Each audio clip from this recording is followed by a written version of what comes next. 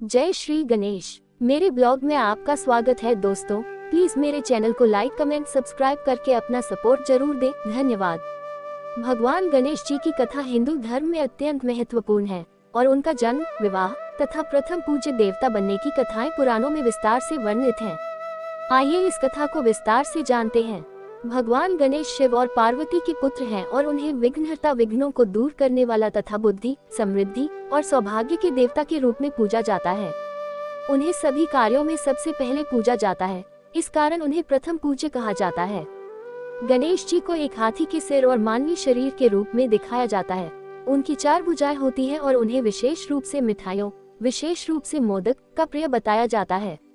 गणेश जी के जन्म की कई कथाएं हैं, लेकिन सबसे प्रमुख कथा यह है। एक बार देवी पार्वती स्नान के लिए जा रही थी और उन्होंने अपने शरीर के उपटन, चंदन और हल्दी से एक बालक का निर्माण किया। उन्होंने उस बालक को अपने द्वार पर पहरेदारी के लिए नियुक्त किया और कहा कि वह किसी को भी अंदर न आने दे। इस बालक का नाम गणेश था। जब भगवान शिव घर लौटे और अंदर जाने लगे तो गणेश जी ने उन्हें रोक दिया, क्योंकि पार्वती जी ने उन्हें यह आदेश दिया था। शिव जी ने उन्हें कई बार समझाने की कोशिश की, लेकिन गणेश जी ने उनका कहना नहीं माना। गणेश जी के आदेश को न मानने पर भगवान शिव क्रोधित हो गए और अपने त्रिशूल से गणेश जी का सिर काट दिया। जब देवी पार्वती ने ये देखा तो उन्हें अत्यंत दुख हुआ और उन्होंने शिव से अपने पुत्र को जीवित करने की विनती की। पार्वती के क्रोध और शोक को देखकर शिव जी ने गणेश को पुनः जीवित करने का निश्चय किया। कुछ पुराणों के अनुसार गणेश जी का सिर शनि देव के दृष्टि प्रकोप के कारण कटा था। कहा जाता है कि जब गणेश जी का जन्म हुआ तो सभी देवता उन्हें आशीर्वाद देने आए, लेकिन शनि देव ने गणेश जी की ओर देखने से मना कर दिया, क्योंकि उनकी दृष्टि जहां भी पड़ती थी वहां विनाश होता था। लेकिन पार्वती जी के आग्रह पर शनि देव ने गणेश जी की ओर देखा और उनकी दृष्टि से गणेश जी का सिर जलकर अलग हो गया।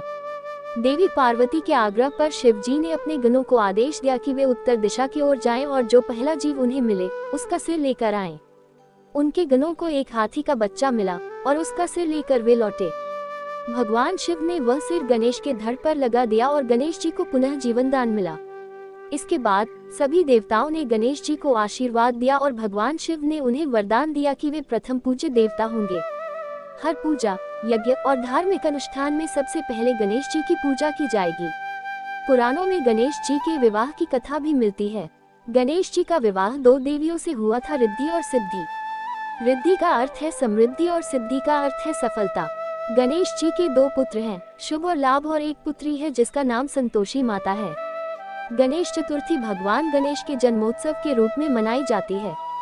ये त्योहार भाद्रपद मास के शुक्ल पक्ष की चतुर्थी तिथि को आता है, जो आमतौर पर अगस्त या सितंबर में पड़ता है।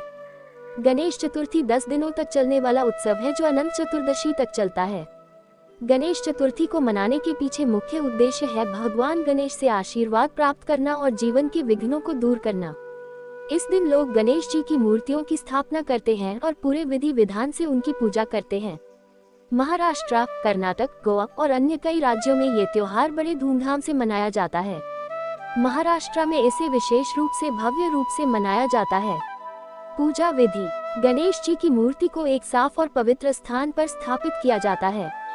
गणेश जी की मूर्ति में प्राण प्रतिष्ठा की जाती है, यानी उन्हें पूज्य स्वरूप में स्थापित किया जाता है। गणेश जी को वस्त्र, फूल और आभूषणों से सजाया जाता है। गणेश जी को जल, दूर्वा, चंदन और अक्षत चढ़ाए जाते हैं।